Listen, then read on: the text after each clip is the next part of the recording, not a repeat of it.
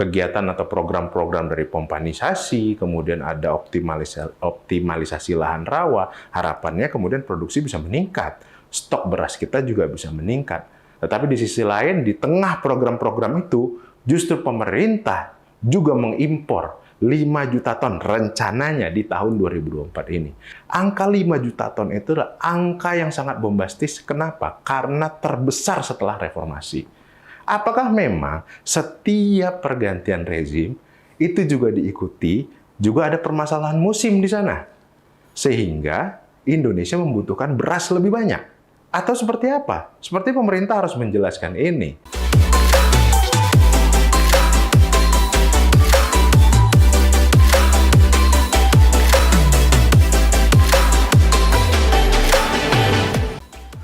Assalamualaikum warahmatullahi wabarakatuh. Kembali lagi bersama saya, Muhammad Nalar Al-Khair, peneliti Sigma P Indonesia. Kali ini kita akan membahas mengenai lagi-lagi terkait beras, ya, karena memang situasinya seperti ya cukup perlu untuk dibahas. Ya, jadi dalam pertemuan saat ini, ya, terkait beras kita, ternyata pemerintah pada bulan Juni lalu, tepatnya awal Juni, telah menetapkan bahwa harga beras di Indonesia resmi dinaikkan oleh pemerintah sendiri. Ya, untuk beras premium misalnya, itu harganya meningkat. Dari untuk kondisi Jawa, Lampung, itu sekitar harga 13.900, sebelumnya menjadi 14.900. Kenaikan harga sekitar Rp1.000 untuk beras premium. Nah, untuk beras medium berbeda lagi, peningkatannya justru lebih tinggi. Dari awalnya 10.900 untuk lokasi yang sama, menjadi 12.500 untuk beras medium, yang kira-kira kenaikannya kurang lebih sekitar Rp1.600 per kilogramnya. Ini cukup menarik ya. Pemerintah memutuskan untuk menaikkan harga beras di tengah kondisi Indonesia yang pemerintah sendiri mengungkapkan bahwa kita mengalami panen raya beberapa waktu lalu. Kurang lebih di waktu Maret, April, dan Mei. Setelahnya di bulan Juni pemerintah justru menaikkan harga beras. Ini cukup menarik untuk diperbincangkan. Kenapa? Di sisi lain ketika terjadi panen raya itu, harga beras di petani justru turun untuk pembelian dari petaninya, dari gabahnya. Ya. Dari harga yang bisa sampai 7.000 ketika sebelum-sebelumnya di bulan Januari, Februari, justru kemudian turun menjadi kurang lebih sampai harga Rp5.000 untuk per kilonya. Tetapi di sisi lain setelah itu, pemerintah Indonesia justru memutuskan untuk menaikkan harga eceran tertingginya. Ada apa sebenarnya? Pemerintah mengatakan bahwa kondisi dari harga ini memang sudah menjadi mekanisme pasar membentuk kondisi harga yang baru. Tetapi di sisi lain, kok ada keanehan, harga di petaninya turun, tetapi di tingkat konsumen sampai dengan end user itu justru harganya dinaikkan. Apa yang terjadi? Memang kita pernah mengalami permasalahan kelangkaan beras beberapa waktu lalu di awal tahun. Dan kondisi ini menghasilkan bahwa harga beras kita itu cukup tinggi. Misalnya untuk beras premium ya, kita bisa jumpai di retail-retail modern waktu itu, harganya lebih dari 80.000, bahkan 80.000 itu sendiri. Nah, kemudian sempat langka juga beras itu, karena stok dan lain-lainnya. Tetapi kemudian harga mulai perlahan turun, seiring juga kita mengalami panen raya. Dan kalau kita cek, kalau kita ingat kondisi harga saat itu, dari harga yang kurang lebih 80.000 untuk kemasan 5 kg beras premium itu, kemudian turun perlahan-lahan menjadi 74.500. Kita sudah, oh ini mungkin akan turun lagi, kita berharap, masyarakat itu kemudian berharap, harga 74.500 ini akan turun lagi. Ternyata ketika kita mulai berharap harga beras akan kembali seperti sebelumnya, justru pemerintah yang menaikkan harganya secara jelas dengan aturan pemerintah sendiri, aturan harga eceran tertinggi.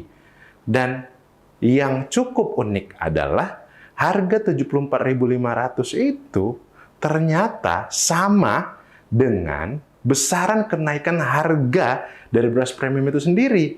Kalau kita coba kalikan 14.900 dari 13.900 sebelumnya, dikali 5 untuk beras 5 kg, untuk beras premium, itu nilainya menjadi 74.500. Ini agak menarik. Kenapa? Apakah ini memang kemudian pemerintah mengajak berbicara para pemain-pemain beras ini, kemudian ditentukanlah harganya menjadi segitu? Ya, jadi memang apakah memang sudah dalam mekanisme diskusi, ya, memang ada kondisi harga baru. Kita tahu memang di dunia juga mengalami permasalahan terkait produksi beras, karena kita sebelumnya mengalami yang namanya El Nino. Produksi kita turun, ya, menjadi 31 juta ton. Ya, di negara-negara lain juga mengalami hal yang sama. Ada masalah produksi. Bahkan negara India yang biasanya mengekspor beras, hingga saat ini masih menutup ekspor berasnya. Karena apa? Karena produksinya belum kembali. Sehingga dari produksi dunia sendiri untuk beras memang ada penurunan produksi. Tapi di sisi lain, yang anehnya adalah, ini kita harus cermati baik-baik. Apa yang harus dicermati dari sini adalah, kita produksi di tahun 2023 untuk beras sekitar 31 juta ton. Dan pemerintah mengatakan bahwa target beras di tahun 2024 itu bisa mencapai 32 juta ton. Dan target itu akan dikejar. Nah, keanehannya apa?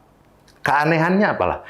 Pemerintah justru saat ini, beberapa waktu yang lalu, telah memutuskan untuk mengimpor beras sebesar kurang lebih 5 juta ton. Angka ini lebih besar dibandingkan angka impor tahun lalu yang kurang lebih sekitar 3 juta ton. Padahal pemerintah telah mengklaim bahwa produksi di tahun 2024 ini itu bisa mencapai 32 juta ton. Ini kan agak aneh. Produksi bisa lebih tinggi dari 2023, tetapi kok impornya nambah. Impornya jumlahnya melebihi dari tahun lalu. Padahal tahun lalu kita melihat bahwa ada bencana El Nino, ya. Itu yang menyebabkan panas, suhu naik, sehingga banyak kondisi yang gagal panen, petani tidak bisa manen. Bahkan misalnya di Thailand sendiri, pemerintah Thailand itu menyampaikan kepada para petani, kalau memang stok airnya tidak cukup, ya tidak usah tanam beras. Ganti tanaman-tanaman lain yang lebih tidak memakan banyak air. Ini kan cukup unik. Di tengah pergantian, menjelang pergantian rezim, ya, di Oktober nanti, justru impor berasnya meningkat luar biasa. Dari 3 juta menjadi 5 juta. Betapa luar biasanya angka itu. Tetapi kalau misalnya kita coba balik, ya, kita coba lihat data-data sebelumnya misalnya seperti itu, ya. Itu juga terjadi ternyata. Di misalnya pada tahun 2013-2014. Di sana juga ada kondisi pergantian rezim dari Presiden SBY ke Presiden Jokowi. Di tahun 2013, impor sekitar 400.000 ton. Dan kemudian, di tahun 2014, menjelang pergantian itu, impor naik hampir 2 kali lipatnya, menjadi 800.000 ton. Apakah memang setiap pergantian rezim itu juga diikuti, juga ada permasalahan musim di sana? Sehingga Indonesia membutuhkan beras lebih banyak. Atau seperti apa? Seperti pemerintah harus menjelaskan ini. Karena dari statement-statementnya, di tahun 2024 diperkirakan jumlah produksi sekitar 32 juta ton, padahal di tahun 2023 kita hanya 31 juta ton. Paling tidak di tahun 2024 itu angkanya lebih tinggi. Tetapi kok impornya juga lebih tinggi? Ini kan juga jadi aneh. Ya, ini perlu kita lihat secara menyeluruh. Ya, belum lagi kalau kita misalnya melihat di tahun-tahun sebelumnya itu, gitu ya, di tahun 2013, 2014, dan ternyata akan terulang lagi. Jadi untuk permasalahan beras ini memang cukup unik di kita. Ya, harganya naik, ya, di tengah kondisi habis panen raya yang harga di petaninya turun, di konsumennya justru naik. Ya, apakah memang sudah ada negosiasi antara pengusaha yang melakukan distribusi untuk beras ini, pemain-pemain besar di sana, agar marginnya tidak ikut turun, margin keuntungannya, atau seperti apa? Ini perlu dijelaskan secara gamblang pemerintah. Pemerintah memang sedang mencoba untuk meningkatkan produksi, ya, dalam rangka stok meningkatkan stok beras nasional. Misalnya pemerintah punya program ya, itu pompanisasi, karena misalnya ada ketakutan bahwa ada wilayah-wilayah yang sebagai produksi beras itu kekurangan air, sehingga disediakanlah pompa-pompa untuk menyedot air dan mengalirkannya ke sawah-sawah beras, padi ya, gitu. Jadi ini perlu dilihat. Belum lagi ada juga program yang lainnya, tidak hanya itu.